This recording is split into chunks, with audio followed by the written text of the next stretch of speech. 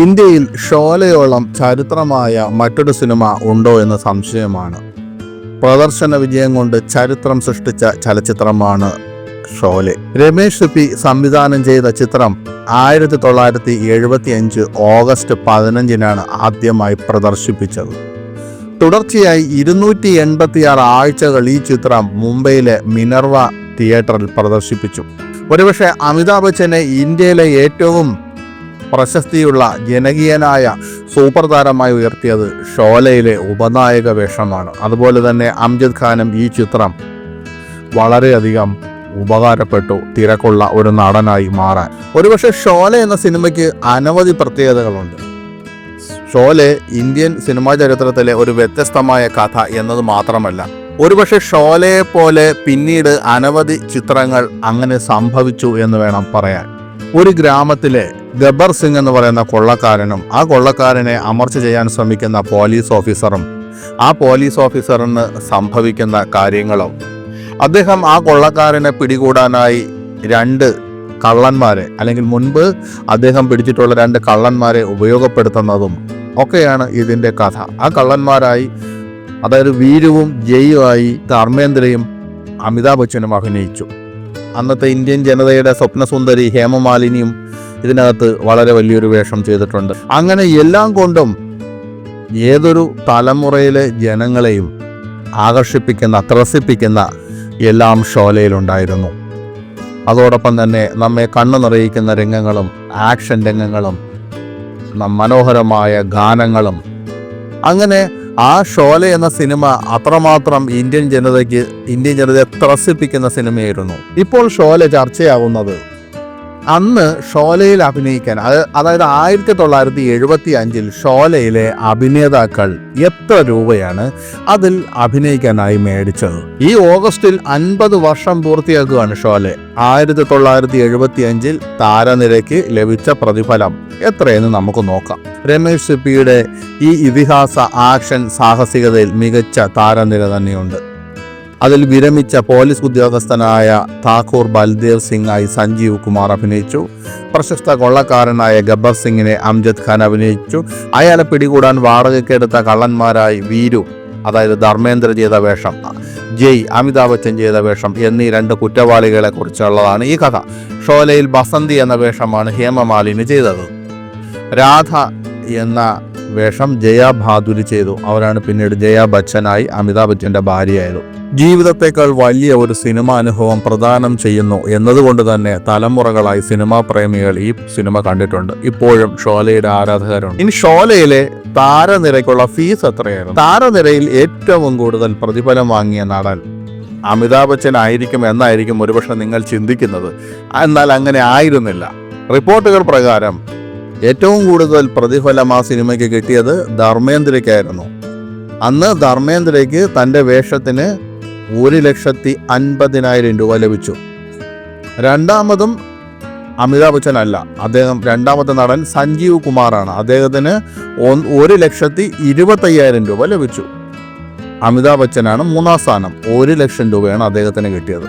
ഹേമമാലിനിക്ക് 75,000 രൂപയും ഗബ്ബർ സിംഗായി അഭിനയിച്ച അംജദ് ഖാൻ, അദ്ദേഹത്തിൻ്റെ ആ ഐക്കണിക് വേഷത്തിന് 50,000 രൂപയും ലഭിച്ചു എന്നാണ് റിപ്പോർട്ട്. എന്നാൽ പിന്നീട് ഹിന്ദിയിലെ മികച്ച നടിമാരിൽ ഒരാളായി മാറിയ ജയാ ബച്ചന് താരതമ്യേന കുറഞ്ഞ പ്രതിഫലമായിരുന്നു 35,000 രൂപ. ഷോലയുടെ റീമാസ്റ്റർ കോപ്പി ഇറ്റലിയിൽ പ്രദർശിപ്പിക്കുമെന്നാണ് പറയുന്നത്. ഈ ജൂൺ 27 ഇറ്റലിയിൽ നടക്കുന്ന വാർഷിക ഈ സിനിമ റിട്രോവാറ്റോ ഫെസ്റ്റിവലിൽ ഷോലയുടെ റീമാസ്റ്റർ കോപ്പി പ്രദർശിപ്പിക്കുമെന്ന് റിപ്പോർട്ടുകൾ പറയുന്നു. ചിത്രത്തിന്റെ 50-ാം വാർഷികത്തിന്റെ ഓർമ്മയ്ക്കായി അൺകട്ട് വേർഷനാണ് പ്രദർശിപ്പിക്കുന്നത്. അതിൽ ഗബ്ബർ സിംഗിനെ പോലീസ് അറസ്റ്റ് ചെയ്യുന്നതിന് പകരം താക്കൂർ കൊലപ്പെടുത്തുകയാണ് ചെയ്യുന്നത്. 1975 ഷോലയുടെ റിലീസിനിടെ സെൻട്രൽ ബോർഡ് ഓഫ് ഫിലിം സർട്ടിഫിക്കേഷന്റെ ഉത്തരവുകളെ തുടർന്ന് യഥാർത്ഥത്തിലുള്ള അവസാന ഭാഗം നീക്കം ചെയ്തതായി റിപ്പോർട്ടുണ്ട്. ഇപ്പോൾ ഫിലിം ഹെറിറ്റേജ് ഫൗണ്ടേഷനും സിപ്പി ഫിലിംസ് പ്രൈവറ്റ് ലിമിറ്റഡും സംയുക്തമായി നടത്തിയ ശ്രമത്തിലൂടെ ചിത്രം ആദ്യം ഉദ്ദേശിച്ചതുപോലെ തന്നെ കാണിക്കാനാണ് പദ്ധതിയിടുന്നത്. അന്ന് തിയേറ്ററുകളിൽ നിന്ന് 15 കോടി രൂപയിലധികമാണ് ഷോലെ നേടിയത്. ആഗോളതലത്തിലും ഈ സിനിമ ഹിറ്റായിരുന്നു. സോവിയറ്റ് യൂണിയനിൽ പോലും 6 കോടി ടിക്കറ്റുകളാണ് വിറ്റുപോയത് എന്ന് പറയുമ്പോൾ അതിൻ്റെ വിജയത്തിൻ്റെ തിളക്കം എത്രമാത്രമെന്ന് നിങ്ങൾ ചിന്തിക്കുക. യൂറോപ്പ്, വടക്കേ അമേരിക്ക, മിഡിൽ ഈസ്റ്റ് എന്നിവിടങ്ങളിൽ നിന്ന് ഷോലെ 1 കോടിയിലധികം ടിക്കറ്റുകൾ വിറ്റഴിച്ചതായി റിപ്പോർട്ടുണ്ട്. ഈ ചിത്രത്തെക്കുറിച്ച് അമിതാഭ് ബച്ചൻ പറഞ്ഞത് ഇതിൻ്റെ ഷൂട്ടിംഗ് മറക്കാനാകാത്ത അനുഭവമായിരുന്നു എന്നാണ്. താൻ ഈ സിനിമയിൽ അഭിനയിക്കുമ്പോൾ ഇന്ത്യൻ സിനിമയ്ക്ക് ഒരു വഴിത്തിരിവായി മാറും ഈ ചിത്രമെന്ന് അറിയില്ലായിരുന്നു എന്ന് അദ്ദേഹം പറയുന്നു. അതുപോലെ തന്നെ ലോകത്തെ 8ാമത്തെ അത്ഭുതമെന്നാണ് ധർമ്മേന്ദ്ര ഇതിനെ വിശേഷിപ്പിച്ചത്. ഈ സിനിമ ഇപ്പോൾ വീണ്ടും പ്രദർശിപ്പിക്കുന്നതിൽ സന്തോഷമുണ്ടെന്നും അദ്ദേഹം പറയുന്നു. ഈ സിനിമ 50 വർഷം മുൻപ് നേടിയ അതേ വിജയം ഇപ്പോഴും ലഭിക്കുമെന്ന് തനിക്ക് ഉറപ്പുണ്ടെന്നും അദ്ദേഹം പറയുന്നു. സലിം ജാവേദിന്റെ സംഭാഷണങ്ങളും രമേഷ് സിദ്ദിയുടെ സംവിധാനവും ആർക്കാണ് മറക്കാൻ കഴിയുക? ഈ സിനിമയെ വീണ്ടും പുനരുജ്ജീവിപ്പിക്കാൻ കഴിഞ്ഞത് വളരെ മഹത്തായ ഒരു അനുഭവമാണെന്ന് ധർമ്മേന്ദ്ര പറയുന്നു. ഇനി ഈ സിനിമ റിലീസാവുന്നതിന് മുമ്പ് ഒരു ഭാവി പ്രവാചകൻ ഈ സിനിമയെക്കുറിച്ച് പറഞ്ഞ ഒരു കാര്യവും ഇപ്പോൾ സോഷ്യൽ മീഡിയയിൽ ചർച്ച ചെയ്യുകയാണ്. 1975 ഒരു വൈകുന്നേരം ബാംഗ്ലൂർ നഗരത്തിലെ പ്രശസ്തയായ ഫോർച്യൂൺ ടെല്ലറായിരുന്ന ഡോളോറസ് പെരേരയുടെ വാതിൽ മണി തുടർച്ചയായി ശബ്ദിച്ചു.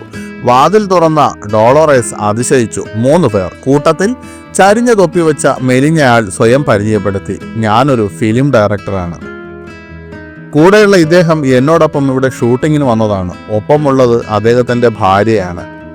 ഇത് അദ്ദേഹത്തിൻ്റെ ആദ്യത്തെ സിനിമയാണ്. എനിക്കും പ്രതീക്ഷയുള്ള സിനിമയാണ്. മൊത്തത്തിലൊന്ന് നോക്കണം, ഭാവി ഒന്ന് നോക്കണം. പടം വിജയിക്കുമോ? സിനിമയിൽ ഇദ്ദേഹം വില്ലനാണ്. കരിയറിനെ അത് ബാധിക്കുമോ? ഇതൊക്കെ ഒന്ന് അറിയണം. ഡോളറസ് തൻ്റെ മാന്ത്രിക കാർഡുകൾ നിരത്തി കണ്ണടച്ചു.